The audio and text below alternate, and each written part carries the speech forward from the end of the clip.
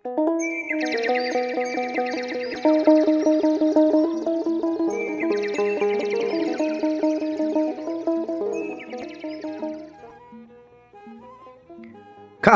አበባ በ150 ኪሎ ሜትር ርቀት ላይ የሚገኘውና በሰሜን ሸዋ ዞን በገጠራማይቱ እንሳሮ ወረዳ የሚገኘው የከራምባ አቡነ ገብረ መንፈስ ቅዱስ ቤተ ክርስቲያን በወረዳው ከሚገኙ ጥንታዊና ዕድሜ ጠገብ ቤተ ክርስቲያን አንዱ ሲሆን ደብሩ በዚህ ጊዜ ተመሰረተ ማለት ባይቻልም አንዳንድ ማስረጃዎች እንደሚጠቁሙት ከሆነ ቦታዋ የተመሰረተችው በ14ኛው መቶ ክፍለ ዘመን እንደሆነ ይነገራል። እኔ እንግዲህ ቄስ በኃይሉ በሻውረድ እባላለሁ።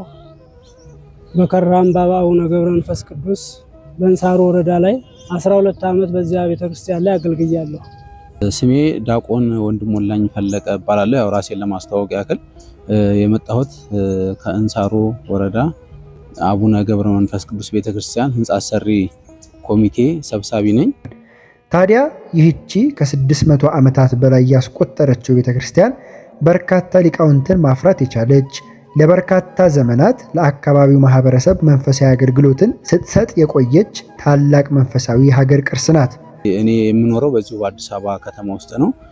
በቤተክርስቲያኑ ከመጀመሩ በፊት ያው ሁለት ኮሚቴዎች ተቋቁመዋል። አንደኛው በአዲስ አበባ ንዑስ ኮሚቴ ነው። ሁለተኛው ደግሞ በዚያው በአካባቢው ላይ የሚኖሩ ነዋሪዎች አብይ ኮሚቴ አለ። ስለዚህ ቦታውን ለመግለጽ ያክል ቤተክርስቲያኑ የሚገኘው በሰሜን ሸዋ ዞን በእንሳሮ ወረዳ ከራምባ እና ሞልታምባ ቀበሌ ውስጥ የከራምባ አቡነ ገብረ መንፈስ ቅዱስ ቤተክርስቲያን ይባላል።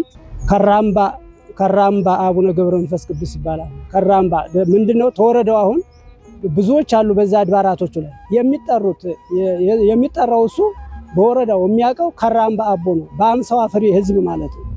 ወደ 78 ቤተክርስቲያኖች አድባራቶች አሉ።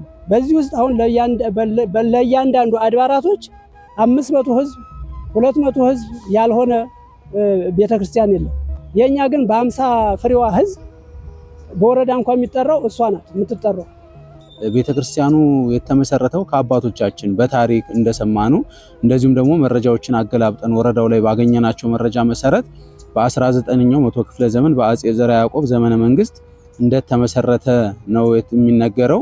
እንግዲህ ብዙ ታሪኮችን ለማጣራት ሞክረን ነበር። ከእድሜው መርዘም የተነሳ በነከሌ በዚህ ጊዜ በዚህ ተመሰረተ የሚለው ማግኘት አልቻልንም። ግን ወረዳው ለሚ ወረዳ ነው የቤተ ክህነቱ። እዚያ ላይ በተቀመጡት ፋይሎች ባሉት መረጃዎች መሰረት በ19ኛው መቶ ክፍለ ዘመን እንደተመሰረተና ጥንታዊ ቤተክርስቲያን እንደሆነ ታሪኮችን ማግኘት ችለናል ማለት ነው።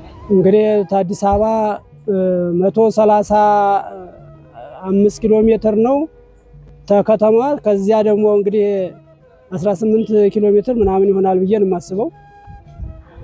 የራቀ አይደለም። 130 ኪሎ ሜትርም 5 አይሆንም። እቺ ኑጌ ስርጥ የምትባለዋ ስለምትከለክል ነው እንጂ 100 ማለት ይቻላል። እና ቅርብ ነው። ያው ዞሮ ስለሚሄድ ነው እንጂ ይሄ አሁን ለህዝበ ክርስቲያን የሚያስፈራ ነገር አይደለም። ለመጠየቅ የሚቻል ነው እንጂ ወደኋላ ብሎ ይሄን ያስፈራል ብሎ ወደኋላ የምንልበት ነገር አይደለም። እንሳሮ ወረዳ ከተደረሰ በኋላ ወደ ስፍራው ለመድረስ መኪና ለማስገባት አዳጋች የሆነና አካባቢው በተራራና ሸለቆ የተከበበ ስፍራ በመሆኑ አስቸጋሪ የሆነውን የእግር መንገድ ማለፍ የግድ ይሆናል።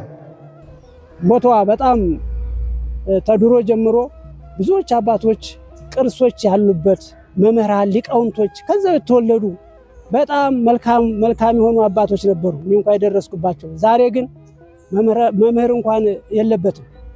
ዛሬ የለበትም ያ ቦታ። ለምን መምህር የሌለበት? ሁሉም በየአድባራቱ ከዚህ አዲስ አበባም ከውጭም ከዚያም ረዳት እያገኙ መምህራን ያሉበት ቦታ ነው ያለው። የኛውን መምህር እንኳን የለበትም። ይሄንንም ደግሞ ዘር መቼም ታልተዘራ መልካም ሆኖ እንትን አይልምና ዘር የሚዘራም ሰው መምህር እዛ ተክሎ አንድ እንደዚሁ በረከት አገኛለሁ የሚል ሰው ካለ ይሄም መንገዱ ክፍት ነው። በእግዚአብሔር ስም ይሄንንም ደግሞ እናስታውሳቸዋለን። ስለዚህ ቦታው ገጠራማ ስለሆነ ከከተማ ያን ያክል ሩቅም ባይሆን ግን የትንሽ መንገዱ አስቸጋሪና ውጣ ውረድ ያለው ቦታ ስለሆነ መኪናም የሚገባበት ቦታ ስላልሆነ ትንሽ አስቸጋሪ ነው ቦታው ላይ ያለው ሁኔታና ስለዚህ ምንም እንኳን አሁን ያለው ቤተ መቅደስ ለአገልግሎት ምቹና የሚመጥን ባለመሆኑ በተለይ ደግሞ መጋቢት አቡነ ገብረ መንፈስ ቅዱስን በመናከብርበት ጊዜ ከደብረ ሊባኖስ ገዳም ተማሪዎች ቢያንስ ልኡካን ተመድበው በየአመቱ ቢያንስ አሁን ከ10 አመት በላይ ሆኖታል 12 እስከ 15 የሚደርሱ ልኡካን እየሄዱ ቦታው ላይ እየሄዱ አገልግሎት ይሰጣሉና ቦታው በጣም ጠባብ ከመሆኑ የተነሳ ያረጀ ስለሆነ ቤተክርስቲያኑ ለአገልግሎት በጣም ነው የሚያስቸግረውና የአካባቢው ማህበረሰብም ይህን ከግምት ውስጥ በማስገባት በአካባቢው በአጥቢያ ያሉም ብዙ ቤተክርስቲያኖች እየተሰሩ ስለሆነ ለምንኛስ ምንም ቁጥራችን ቢያንስ ለምን አንሰራም የከተማውን ህዝብ ደጀን ይሆነናል ያግዘናል በማለት ተነስተው ቤተክርስቲያኑ ከተጀመረ ኮሚቴ ተቋቁሞ 3 አመት ሆኖታልና ወደ 70 በሚጠጉ አርሶ አደር አባወራዎች የተከበበችው ቤተክርስቲያኒቷ በአካባቢው ከሚገኙ እድሜ ጠገብ አብያተ ክርስቲያናት አንዷ ናት። ታዲያ በአካባቢው ያለው አብዛኛው ማህበረሰብ ሊባል በሚቻል ሁኔታ በኑሮ ደከም ያሉ መሆናቸው ቤተክርስቲያኒቷ በሚፈለገው መጠን መንፈሳዊውን አገልግሎት መስጠት እንድትችል ለማድረግ አዳጋች ይሆናል። እንግዲህ ቤተክርስቲያኑ ምንም ጥንታዊ ቢሆን ግን በአካባቢው ላይ የሚኖሩት ማህበረሰብ በግብርና ማህበረሰብ የሚተዳደሩና በኑሮ ደረጃቸው ዝቅተኛ የኑሮ ደረጃ ያላቸው ስለሆነ ቤተክርስቲያኑ በጎጆ ቤት ውስጥ ያለ በአፈርና በጭቃ የተሰራ ቤተክርስቲያን ነው። ብዙ ሊቃውንተ ቤተክርስቲያንን ያፈራ ነገር ግን አሁን ላይ ያው ሊቃውንቱ ይሄን ያክል የረባ ደሞዝ ስለማይከፈል ቦታው ላይ አሁን የሚያገለግሉ ለምሳሌ የሚከፈላቸው በወር 200 ብር ነው ደሞዝ የሚከፈላቸው። እንደውም ይሄ የሚሆነው ከቅርብ ጊዜ ወዲህ ነው። በፊት በአመት አንድ ጊዜ በእህል ነበር የሚሰፈርላቸው አንድ ጭነት ማሽላ አንድ ጭነት እህል እየተባለ ነበር የሚሰጣቸው። አሁን ግን ያው ጊዜው ትንሽ አስቸጋሪ የሆነ ስለሆነ ብዙ አገልጋይ እየፈለሰ ሲያስቸግር በወር 200 ብር ደሞዝ እየተከፈላቸው ነው የሚያገለግሉት። አንድ ሰሞን የሚያገለግልበት ቤተክርስቲያን ነው። ስለዚህ ብዙ አገልጋይ የለም፣ ግን ብዙ ሊቃውንትን ያፈራ በተለይ ከተማ ውስጥ ከዚያ የወጡ ብዙ ዲያቆናት ብዙ መርጌቶችና ብዙ ካህናት እንዳሉ እናውቃለን። ይሄ ግን እንግዲህ ያው ከ61ኛው የሆነበት አሁን በአሁኑ ሰዓት እንኳን ያለው ደረጃ ሁሉም አድባራቶች ኪዳን ይደረስባቸዋል። ኪዳን ስለ እንግዲህ አይቀደስም ወይንም አይወደስም አይደለም። ሁልጊዜ ቀን በወጣ ቁጥር አሁን እኚህ የ64 ሰርሳው ምናዎቹ ይደረስባቸዋል። ከ60 አንዱ ነውና ለሳቸው አሁን ይሄ ሁሉ የሚደረሰው ምንድነው? ከዚህም ከዛም እያሉ የአዲስ አበባ እናቶች አባቶች ናቸው የሚያስደርሱት። ከዚያ ተወላጅ ገበሬ ራሱን ችሎ ያንን የሚያስቀድስበት ምክንያት የዕለት የራሳቸውን እንጂ ይሄን አመታት አስቆጥረው እንትን አይሉ ባለ ተስፋዎች ናቸው የሚያደርሱ። እዚህ ቦታ ላይ ግን ያችሁ በሰንበትና እንደዚህ በግዝት በዓላቶች እንጂ ኪዳን እንኳን አይደረስም ማለት ነው። አቅም በማነሱ ያን ሰንበቱ የግዝት በዓላቶቹን ለማድረስ 50 ፍሬ ህዝብ ናቸው ብያለሁ ቅድሙ ነው። እነኚህ ያሉ ነገሮች ትንሽ ስለሆኑ ህዝቦቹ ለዛ ነው አሁን ህዝበ ክርስቲያን በዚህም በኪዳኑም እሳተፋለሁ የሚል ካለ እግዚአብሔር የፈቀደለት እንግዲህ አባታችን አቡነ ገብረ መንፈስ ቅዱስ ታሪካቸው ከበድ ያለ ነው እና ለዚህ አሁን ሁላችሁም ህዝበ ክርስቲያን እንደው ከእግዚአብሔር ጋር የምንጠይቀው ይችን ቤተክርስቲያን በአንድነት ሆነን ቤት ሲባል ቤት ነው፣ ቤተክርስቲያን ሲባል ክርስቲያን ካልገባበት ቤተክርስቲያን አይባልም። ይሄ ለዚህ ሁሉ ህዝበ ክርስቲያን ነውና ህዝበ ክርስቲያኑ ሁላችሁም እንድትሳተፉ በውጭም በውስጥም ያላችሁት በእግዚአብሔር ስም የምንጠይቃችሁ ይሄን ነው።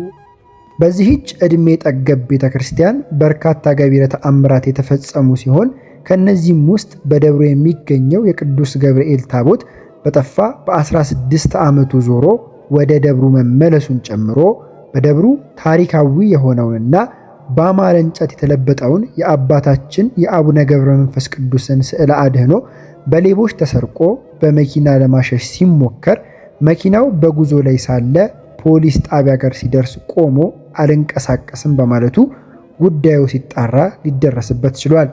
ይሄ ቤተክርስቲያን ታሪክ በእኔ ባየሁት እድሜ ላይ ስዕል ነበር። እዛ ቦታ ላይ ዜካ ሚካኤል ልዑል ሰገድ የሚባል አንድ መልካም ዲያቆን ነበርና ከዛ የተወለደ ታሪኩ ስዕሉ በአማረ መልካም አድርጎ ሰርቶት ነበርና እዚያ ቦታ ላይ በእጅ መንካት አይደለም ላይን የሚያስፈራ ነገር ነው ስዕሉ ሲታይ። እንግዲህ ከዛ ቦታ ላይ ሌባ ተሩቅ አይመጣም ይባላል። ከዛ ቦታ ላይ ሰርቀው ጽላት ነው ብለው ለሌቦች ሰጥተውታል። ሳላይሽ የምትባል ተመራ ቤቴ መስመር ላይ ሲገባ እዚያ ካቻማሌ ላይ ይገባና ሁለት ናቸው በማዳበሪያ ቋጥረውት እዚያ ለሚ ፖሊስ ጣቢያው ላይ ሲደርስ ያ መኪና እምቢላል ይቆማል። በዘጠናዎቹ የተፈጸመ ነው። በ92 በ91 ዓመተ ምህረት አካባቢ ነው የተፈጸመው ታሪኩና በቦታው ላይ እንግዲህ ሲያገለግሉ የነበሩ ካህናት እንደዚህ አይነት ጽላቱ እንደተሰራ አመቻችተው ሌቦችን የተወሰኑ አንድ ካህን ይባላሉ፣ ስማቸውን መጥቀስ አያስፈልግም። እነሱ መንገድ መርተው እንዳመጡና እነዚያ ሌቦቹም ገብተው ጽላት ለመስረቅ እንደመጡ ጥንታዊ ታሪክ ጽላት ስላለ ቦታው ላይ የጻድቁ አባታችን ያንን ጽላት ለመስረቅ እንደመጡና ሌቦቹም መስኮት ሰብረው ከገቡ በኋላ ጽላቱን ያገኙ መስሏቸው እዚህ ጋር የምታዩትን ስዕል በእጅ የተሳለ ከእንጨት የተሰራ ጥንታዊ ስዕል ነው ይሄም ስዕል። ስለዚህ እሱ ጽላት መስሏቸው ነበር አንስተው ይዘው ሄደው ልክ ወስደው ከቤተ መቅደሱ ካወጡ በኋላ በማዳበሪያ አድርገው በጌሾ መካከል አድርገው ነበር ይዘው ሄዱት። ልክ ይዘው ሄደው ከተማ ሲደርሱ መኪና ውስጥ ገብተው ወደ ከተማ ወደ አዲስ አበባ ለመምጣት መንገድ ሲጀምሩ ከለሚ ተነስተው ከመናኸሪያ ወጥተው ልክ ለሚ ፖሊስ ጣቢያ በሩ ላይ ሲደርሱ ነበር መኪናው ባልታወቀ ምክንያት ቆመ። አረ ይሄ መኪና ምንድነው? መኪና ችግር የለበትም ብሎ ያ ሹፌር ወርዶ ፖሊስ ሲያመጣ አንደኛው በርዳል ነበርና ነቅቷል፣ ጥሎ አመለጠ። አንደኛው ተያዘ። ያ ማዳበሪያ ሲፈተሽ ያ ስዕል ተያዘ። ወደ መድኃኔዓለም ቤተክርስቲያን ገባ። መልእክት ተላከና የአቡነ ገብረ መንፈስ ቅዱስ የሚል ስላለው ስዕሉ ላይ ስለዚህ መልእክት ተላከ። የጠፋባችሁ ዕቃ ካለ ተብሎ ሲፈተሽ ያ ስዕል የለም። ከዚያ በኋላ ያው በድርድር ስዕሉ ወደ ቦታው ተመልሶ በታሪክ እንደምታዩት አሁን በዕቃ ቤት ተቀምጦ ይገኛል ማለት ነው። እንደ ቅርስ እንደ ታሪክ ተቀምጦ ይገኛል ይሄ ስዕል። ከቤተ ክርስቲያኑ ግምጃ ቤት ደግሞ አንድ ተወላጅ ነበርና ደጋ የሚባል ቦታ ነው። ከዛ ወጣ ብለን ንጌ ስርጥ ትባላለች ስልጧ። እዚያች ስርጥ ላይ ያ ግምጃ ቤት መምሬ ማን ያዘዋል ይባላሉ። እሳቸው ተቃ ቤቱ ይዞ ሲወጣ አልሰሙም አላዩም። ያን እህል ሁለት መገበር ያህል ይዞ ይወጣል። ሰውየው ስሙን ምን ባይወራም ጥሩ ነው። ያን ይዞ ሲወጣ ንጌ ስርጥ የምትባለው አንድ ጊዜ ይዞት እንደወጣ አምልጦት ይወርዳል። ሁለተኛ ወርዶ ደግሞ ይዞት ይወጣል፣ አሁንም ያመልጠዋል። በሶስተኛ ዙር ሰውየው ተፊት እህሉ ከኋላ ይወርዳሉ። የዚያን የገበዙ ሚስት በወንበር ላይ በገመድ አስረው ገበዙ ለእርሻ ስራ ክረምት ላይ ስለነበር ለእርሻ ስራ ወደ እርሻው ሄዷል። እሳቸውን አስረው ከዚያ በኋላ የሚችሉትን ያክል ጤፍ ነው ተሸክመው ይወጣሉ ማለት ነው። ሶስቱም ሲወጡ አንደኛው ስርጧ አናት ላይ ሲደርስ እህሉ ይወድቅበታል። ድጋሚ ወርቆ ምንም አልሆነም። ወርቆ ከዚያ ቦታ ላይ ድጋሚ ተሸክሞት ይወጣል።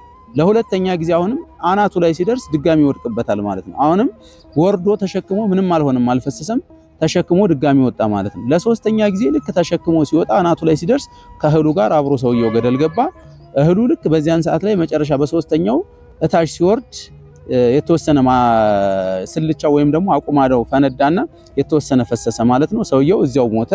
ከዚያ በኋላ እነዚያ ጓደኞቹ ትተውት ይሄዱና ሰውየውን ትተው ሄደው እንዳይታወቅብን ብለው የሱንም ሸክም ጭምር እህሉን ይዘው ይወጣሉ ወደ ደጋ። ከዚያ በኋላ ጓደኛችን እንደዚህ ወደቀ ብለው እህሉን ከደበቁ በኋላ ጓደኛችን ወደቀብን ሞተ ብለው ወርደው ሰውየው እንዲነሳ ተደረገ። በዚያን ሰዓት ላይ ግን ልክ ተጫጫሁ ሰውየው ሲነሳ የአካባቢው ሰዎች እንሳሩ አካባቢ የአጥቢያው ነዋሪዎች ያው ዘመድ ስለነበረ ሰውየው ወጥተው ሲያዩ የሞተው ያ ዘመድ ነው። ስለዚህ ልክ አጋጣሚ አንድ ሰው ያችን የፈሰሰችውን እህል አንስቶ በነጠላው ጫፍ ይቋጥርና ይዞ ይሄዳል ማለት ነው። ክርስቲያን ቅጽር ግቢ ቆይ እንዳይገባ ይሉና አስራት የሚባሉ ትልቅ አባት ነበሩ። በዛን ሰዓት ዲያቆን ነበሩ። ከዚያ ከገበዙ ቤት አቡነ ገብረ መንፈስ ቅዱስ እህል ጠፋ ብለሃል። ሲሄድ ያጎተራ ተዘንጥሏል። የተወሰነ የተረፈ ጎተራ ውስጥ የተረፋል ወይ ሲለው አዎ አለ ትንሽ ይለዋል። ከዚያ በኋላ ሲያመጣ ሲያስተያዩት ስለዚህ ይሄ ሰውዬ የአቡነ ገብረ መንፈስ ቅዱስን መገበሪያ ሰርቆ ሲሄድ ነው ይዞ ሲሄድ ነው ገደል ገብቶ የሞተው ተብሎ ሌባ እንደሆነ በዚህ ታውቆ እንደውም ከቤተ ክርስቲያን ከገረገራ ግቢ እንዳይቀበር ተብሎ እዚያው አቡነ ገብረ መንፈስ ቅዱስ ቤተ ክርስቲያን ላይ ከገረገራ ውጪ እንዲቀበር ተደርጓል ማለት። በእኛ ታሪክ ደግሞ አንድ መስቀል ነበረ። የናስ መስቀል ነው፣ ትልቅ ነው። እሱን ጭንጫ የምትባል ጭንጫ እንግዲህ ማለት ያው አፈራማ ያልሆነ ድንጋይ የሆነ ቦታ ነው። በረት ወንዝ ትባላለች። እዛ ቦታ ላይ ድድሆ ላይ ያቺ መስቀል ተሰቅላ ክብሩ ይስፋ ትባላለች። ተናቷ ጋር ጭራሮት ሊለቅሙ እዚያ ሲሄዱ ሲያዩት ይጮሃሉ። ያን ጮኸው ያስነሳሉ። እሱም አንደኛ ቅርስ ተመልሶ እዛ ቦታ ላይ ተመልሶ በሆታ በጭብጨባ እዚያ ቦታ ላይ ገባ። ታዲያ ከተመሰረተ ብዙ ዓመታትን ያስቆጠረውና ብዙ ሊቃውንተ ቤተክርስቲያንን ማፍራት የቻለው ቤተክርስቲያን አሁን ላይ አገልግሎት እየሰጠ የሚገኘውን ህንፃ ቤተክርስቲያን አባቶቻችን በዘመናቸው መልኩ ሰርተው ያለፉ ሲሆን አሁን ላይ ግን ይህ ህንፃ ቤተክርስቲያን በመፈራረስ ላይ ይገኛል። ተጨማሪም በጣም ከመጥበቡ የተነሳ ዓመታዊ ክብረ በዓላትን፣ ስርዓተ ማህሌቱን ብሎም ስርዓተ ቅዳሴውን ለማከናወን በጣም አዳጋች እየሆነ መጥቷል። በዚህ ዓመትም ቶፕ ታይም ቢም፣ ዶም፣ ጣሪያ፣ የውስጥና የውጭ የግንብ ስራ ለመስራት ሰበካ ጉባኤውና ህንፃ አሰሪ ኮሚቴው እቅድ በመያዝ በመንቀሳቀስ ላይ ይገኛሉ። እዛ ቦታ ላይ አሁን አፈር ከቅርሱ ቀጥሎ እስካሁን አሁን የህንፃ የተጀመረበት ምክንያቱ አፈር ነው። 50 ፍሬ ህዝብ ነው ያለው እዛ ቦታ ላይ። ወደ 60 አድባራት አሉ በለሚ ወረዳ የሚተዳደሩ ማለት ነው። ከዛ 60ኛው አንዱ የኛ የአቡነ ገብረ መንፈስ ቅዱስ ቤተክርስቲያን ነው። እንግዲህ ከቅርሱም ቅድም መጀመሪያ ገልጨላችኋለሁ። በ14ኛው ክፍለ ዘመን ነው ብያችኋለሁ። 600 ምናምን ዓመቱ ነው። ቆጭቷቸው እኛ 50 ፍሬዎች እንጨርሰዋለን ብለው ሳይሆን ለህዝበ ክርስቲያኑ ለኢትዮጵያ ምድር ብቻ ሳይሆን በውጭም በዚያም ላሉት አስተላልፈን ይሄን ነገር እንሰራለን ብለው ጀምረውታል። ጀምረውም ወደ ኋላ እንትን አላሉም። እስካሁን እዚህ ላይ አድርሰውታል። አሁን ግን መንቀሳቀስ አልቻሉም። አቅማቸው ደክሟል። ህዝበ ክርስቲያን የሆነ ማንም ሰው እንዲረዳን ይሄንን እናስተላልፋለን ማለት ነው። አሁን ላይ ቤተክርስቲያኑ ተጀምሮ ያለበት ሁኔታ የመሬት ስራው ተጠናቆ የኮለን ሙሌት አልቆ ቶፕ ታይም ቢም ላይ ደርሷል ማለት ነው። አሁን እግዚአብሔር ቢረዳና ቢፈቅድ ቶፕ ታይም ቢም ሰርተን ከዚህ በኋላ በዚህ ዓመት የዶም ስራውን ለማጠናቀቅና የጣሪያ ስራውን ለመስራት ነው እያቀድን ያለነው። ስለዚህ ያንን ለማድረግ ደግሞ ብዙ የአቅም ችግር ስላለ የአካባቢው ማህበረሰብ በገንዘብ አያግዝም። ቢያንስ በአመት ከሚወቃው እህል ላይ አንድ ጭነትም ሁለት ጭነትም እንደያቅሙ በእህል ነው የአካባቢው ማህበረሰብ እርዳታ የሚያደርገው። ያቺ እየተጠራቀመች እየተሸጠች ነው ቤተክርስቲያኑ አሁን ላይ ይሄ የደረሰው። እንደዚሁም ደግሞ አዲስ አበባ የሚኖሩ በጎ አድራጊ ምእመናን የተወሰኑ አንዳንድ በጣም በጎ በማድረግ አስራት በኩራታቸውን በማውጣት ያንን ቤተክርስቲያን እዚህ ደረጃ ላይ እንዲደርስ ያደረጉ በአዲስ አበባ የሚኖሩ ምእመናን አሉ። የገጠሪቷን ቤተክርስቲያን በይበልጥ እናስታውሳት። በቃል ኪዳናቸውም እኮ አኮ ውሉደ ክርስቲያን አላ አረም ይጥቀ ዘይገብር ተስካረከ ይድህን፣ የተጠመቀ አይደለም ያልተጠመቀ አረመኔም ቢሆን እምርልሃለሁ ብሎ እስከ 15 ትውልድ አስቀምጦላቸዋል። አዎ ታሪካቸውም ላቅ ያለ ነው። እንግዲህ ጊዜያችንና እንትናችን አጭር ስለሆነ ብዙ መተንተን ይቻል ነበረ። ያው እንግዲህ ስለበዛ አይደለም። በመሆኑም ነብዩ ነህምያ የሰማይ አምላክ ያከናውንልናል፣ እኛም ባሪያዎቹ ተነስተን እንሰራለን መጽሐፈ ነህምያ ምዕራፍ 2 ከቁጥር 20 እንዳለ እኛም የአባታችንን ቤት ለመስራት በጋራ በመሆን ባለን አቅም በገንዘብም ሆነ በጸሎታችሁ ከጎናችን እንድትሆኑ ስንል በቅድስት ቤተክርስቲያንና በጻድቁ በአባታችን በአቡነ ገብረ መንፈስ ቅዱስ ስም መንፈሳዊ ጥሪያችንን እናስተላልፋለን። ቦታው ይናገራል። ጥንታዊ ያሉት ዛፎች በነብር የሚጠበቅ ቦታ ነው። በንብ የሚጠበቅ ቦታ ነውና ትልልቅ ዛፎች አሉ እዚያ ውስጥ እኛ እንኳን ስንጀምር ቤተክርስቲያኑን መሬት በምንቆፍርበት ሰዓት ላይ ስትራክቸራል መሐንዲሱ ሄዶ ገመድ ሲወጥር ችካል ሲቸክል የዛፉን ስር ላይ ያረፈና ብረት በዚያን ጊዜ ምን ሆነ? ያ ብረቷ ዛፉን ሲነካው እንዳለ ነው ተዘረገፈ ማለት ነው። ወዲያው ምንድነው የሆነው? ማንንም ሳይነኩ ስትራክቸራል መሐንዲሱ አንድ ንብ ወርዳ ነደፈችው ማለት ነው። ስለዚህ እንደዚህ ቦታ ቀይረን ቸከልን ወደ ቦታቸው ተመልሰው ከዚያ በኋላ እኛ ስራችንን ጀመርን። ስለዚህ በነብር ነውና ስለዚህ ሄደን ቦታው ላይ የበረከቱ ተካፋይ ህንጻ ቤተክርስቲያኑን እንደተጀመረ ጨርሰው በእግዚአብሔር ስም መልእክታችንን እናስተላልፋለን። እንግዲህ ሁላችሁም የበኩላችሁን አስተዋጽኦ አድርጉ። በክርስቲያን ስም ጥሪያችንን እናስተላልፋለን። አሁን ተተጀመረ 3 ዓመት እንበለው 6 ወር የሞላ አልተሰራም። ይሄ ቤተክርስቲያን እግዚአብሔር ፈቅዶ በራእይ ነው የተጀመረው። ያው እንግዲህ ራእያቸውን ራሳቸው የሚያመጡትን አምጥተው ያሰሩት እንጂ ያቺ 50 ህዝብ ሰርታ ይሄን ቤተክርስቲያን ትፈጽማለች ብዬ በልቤም አላስበው ምን ለራሴ። አሁንም ባለ ሁኔታዬ ብዙ ጊዜ እስካሁን ባለበት ጊዜ ኮሚቴ ነኝ። አንደኛ ሁለተኛ ደረጃ 3-4 ልጆች ናቸው። አሁን እዚህ አዲስ አበባም ኮሚቴዎች አሉት። እነሱም አቅማቸው እየደከመ ነው። እንግዲህ ከመሬት እስከሚወጣ እንግዲህ ምን ያክል ገንዘብ እንደሆነ የሚፈጀውን ፍጆታውን ያውቃል። ማንም ህዝበ ክርስቲያን ያውቃል። ይሄ ግን 6 ወር ባልሞላው እድሜ እዚህ ደርሷል። አመታት ሳይሆን የምንጠብቀው እሳቸው ፈቅደዋል። እግዚአብሔር የፈቀደለት ህዝበ ክርስቲያን ወደዚች ቤተክርስቲያን ቀርባችሁ ከእግዚአብሔር ጋር እንድንገናኝበት እናሳስባለን። ታዲያ ይህን በመመልከት አሁን ላይ ቤተ መቅደሱን በዘመናዊ መልክ ለማሰራት በገጠርና በአዲስ አበባ ኮሚቴ ተዋቅሮ የህንፃ ቤተክርስቲያኑ ስራ ተጀምሯል።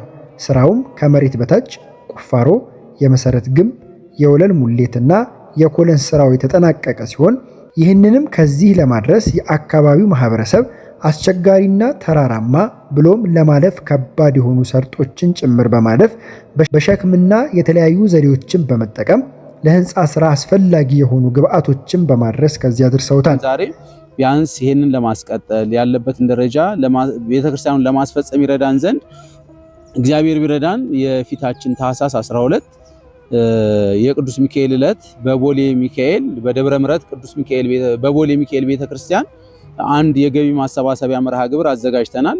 ዕለቱም ያው የካቲት ታኅሳስ 12 ከቀኑ 7 ሰዓት ጀምሮ ነው። ስለዚህ እዚያ ላይ ተገኝታችሁ የበኩላችሁን አስተዋጽኦ እንድታደርጉልን በቅድስት ቤተክርስቲያን በጻድቁ አባታችን በአቡነ ገብረ መንፈስ ቅዱስ ቤተክርስቲያን ጥሪያችንን እናስተላልፋለን። ለዚህም ስራውን ከዳር ለማድረስ የሚያስፈልጉ ግብአቶች እንደሚከተሉ ተቀምጧል። ብረት ባለ 16፣ ባለ 14፣ ባለ 12፣ ባለ 10 እና ባለ 8፣ ሲሚንቶ፣ አሸዋ፣ ጠጠር፣ ብሎኬትና ሚስማር እንዲሁም የጣሪያ ቆርቆሮ። ከዚህም በተጨማሪ በገንዘብ መርዳት ለምትፈልጉ ምዕመናን የኢትዮጵያ ንግድ ባንክ 1022 91 97 05 7 እንዲሁም የአቢሲኒያ ባንክ 93 15 56 02 ላይ ገብታችሁ መርዳት ትችላላችሁ። ከደጅ ስደርስ ልቤ